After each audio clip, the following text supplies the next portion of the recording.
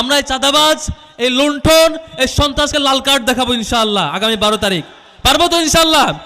আপনার দেশের দায়িত্ব ভুল লোককে যদি দিয়ে দেন, কাল বাদে পরশু সকল ব্যাংক আবারও লুটপাটের শিকার হইতে পারে। আমরা আমির জামাতকে তখন অ্যাপ্রোচ করেছিলাম আরও সপ্তাহখানেক আগে, তখন তিনি ওকে করছেন, তিনি আসবেন। ওই দিক থেকে আরেকজন যিনি আছেন সম্মানিত তারেক রহমান, তাকেও আমরা বলেছিলাম যে আপনি আসবেন কিনা। তিনি এখন পর্যন্ত কোনো রিপ্লাই দেন নাই। আমাদের প্রত্যাশা ছিল দুইজনেই আসবেন, দুইজনেই জনতার সম্মুখে বলবেন তাদের কথাগুলো। আমরা গত কয়েকদিন ধরে দেখতে পাচ্ছি তিনি সারা দেশে বক্তব্য দিয়ে বেড়াচ্ছেন। সেখানে বদর যুদ্ধের কাহিনী শুনছেন না ওনার মুখে? শুনছেন? তারপরে যেখানে ইপিজেড অলরেডি আছে সেখানে গিয়ে বলছেন যে ইপিজেড তিনি করবেন, শুনছেন না? তারপরে যেখানে ভুট্টা চাষ হয় সেখানে গিয়ে বলছেন কিসের চাষ? সয়াবিন চাষ, শুনছেন না?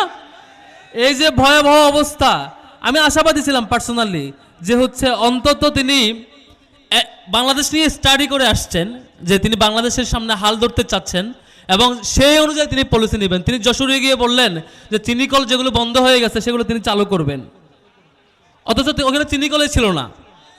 অর্থাৎ আমরা আশঙ্কা করছি যদি আমরা 12 তারিখ ভুল জায়গায় সিল মারি, ভুল লোককে নিয়ে আসি, সঠিক সিদ্ধান্ত না নিতে পারি, বাংলাদেশ সম্পর্কে যাদের ভালো ধারণা নাই তারা যদি চলে আসে, সামনে ভয়াবহ দিন অপেক্ষা করছে। আমরা কি ভুল লোককে চুজ করব? আমরা ভুল লোককে চুজ করব না। JBS holdings limited. আরেকটা অ্যালার্মিং ব্যাপার আছে, সেটি হচ্ছে তিনি জায়গায় জায়গায় বলছেন ওনাদের অনেক অভিজ্ঞতা এবং অভিজ্ঞতা সম্পন্ন একটা পার্টিকে তিনি ক্ষমতায় আনতে চান। তো আমি কি অভিজ্ঞতা একটু ঘাটাঘাটি করতেছিলাম, পরে দেখলাম উনি নিজেই কখনো ইলেকশন করার সুযোগ পান নাই। এটা স্বাভাবিক না পাওয়াটা, গত 15 বছর ফেসিবাদ ছিল। কিন্তু আর কি অভিজ্ঞতা আছে সে অভিজ্ঞতা আমরা জানতে চাচ্ছিলাম, যে আপনি আসেন জনসম্মুখে বলেন। এখন পর্যন্ত সেই জিনিস আমরা লক্ষ্য করি না, এখন পর্যন্ত পারি নাই। বাট এখনো আমি আশাবাদী আপনারা আপনাদের দলের প্রধান নিয়ে আপনার প্রতিপক্ষ দল যারা আছেন, যেদিন সাহস করতে পারবেন পারস্পরিক ডিবেট করে আপনার পলিসিটা মানুষের সামনে উন্মুক্ত করতে জানাইতে, সেদিন বুঝবো আপনি বাংলাদেশ সম্পর্কে ধারণা রাখেন এবং আসলেই শাসন করতে আপনি যোগ্য। এর আগে আমরা বিশ্বাস করতে চাই না, ঠিক না? সম্মানিত বন্ধুগণ, উনি প্রায় অনেকগুলো সমাবেশে বলেছেন সামনে আসলে বাংলাদেশের অর্থনীতি দাঁড়াবে, বাংলাদেশের অর্থনীতি সক্ষমভাবে দাঁড়াবে।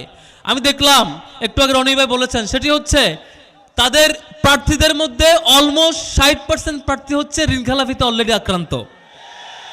ঋণখেলাপি মানে বোঝেন? ঋণখেলাপি মানে হইল আমি আমার এখন প্রচুর ঋণ, কয়দিন পরে আমি ব্যাংক লুটপাট করব, এটা হলো তাদের অবস্থা। আওয়ামী লীগ যে মাত্রায় ব্যাংক লুটপাট করছে তাদের অন্তত এত পার্সেন্ট ঋণখেলাপিতে আক্রান্ত প্রার্থী ছিল না। আজকে বিএনপি তার চাইতে উজ্জ্বল দৃষ্টান্ত দেখাইলো। তো আমরা আশঙ্কা লক্ষ্য করছি যদি ভুল লোক এই জায়গায় চলে যায়, আপনার দেশের দায়িত্ব ভুল লোককে যদি দিয়ে দেন, কাল বাদে পরশু সকল ব্যাংক আবারও লুটপাটের শিকার হইতে পারে। সম্মানিত বন্ধুগণ, আমাদের ভোট এবারে কয়টা ভোট? প্রথম ভোট হচ্ছে যে ভোটকে তারেক রহমান সবচেয়ে বেশি ভয় পাইছে, সেটি হচ্ছে হ্যাঁ ভোট। কোন ভোট? উনি হ্যাঁ ভোটের পক্ষে আসতে মোটামুটি 2-2.5 মাস সময় নিয়েছেন, তারপরে চিন্তা করছে।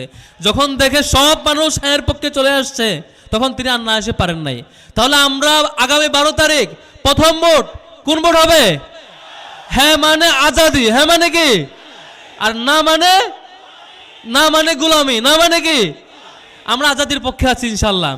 দ্বিতীয় যে ভোট সেটি হচ্ছে সবচেয়ে গুরুত্বপূর্ণ আমাদের জন্য। যদি আগামী 12 তারিখ আমরা যদি ভুল করি, সঠিক সিদ্ধান্ত না নিতে পারি, তাহলে সম্ভাবনা আছে আবারও বাংলাদেশ দুর্নীতির কলার ঘাসে পড়ে যেতে পারে।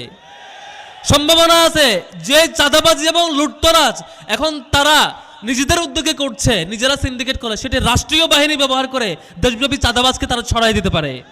আমরা এই চাঁদাবাজ, এই লুণ্ঠন, এই সন্ত্রাসকে লাল কার্ড দেখাবো ইনশাআল্লাহ আগামী 12 তারিখ। পারবো তো ইনশাআল্লাহ? আপনাদের দুইটা দায়িত্ব, একটা হচ্ছে দাঁড়িপাল্লার পক্ষে আপনি নিজে তো ভোট দিবেনই, পাশাপাশি আপনার পরিচিত পারিবারিক এবং অন্যান্য কর্মস্থলে যত মহল আছে প্রত্যেকটা জায়গায় দাঁড়িপাল্লার দাওয়াতটা পৌঁছায় দিবেন। পারবেন তো? প্রত্যেক ব্যক্তি নিজে তার জায়গায় ইনসাফের অ্যাম্বাসেডর হয়ে জনগণের দ্বারে দ্বারে পৌঁছাবেন, পৌঁছে বলবেন যে এবারের সিদ্ধান্ত খুবই গুরুত্বপূর্ণ। যদি আমরা সিদ্ধান্ত না নিতে পারি, 71-এর পরে 90 আসছে, 90-এর পরে 6-7 পেরিয়ে 9 আসছে, এখন আবার 24 আসছে। বারবার এই ক্রাইসিস আমরা ফেস করতে চাই না। আমরা আজীবনের জন্য সুন্দর একটা ইনসাফের উজ্জ্বল দৃষ্টান্ত স্থাপন করতে চাই। পারবো তো ইনশাআল্লাহ?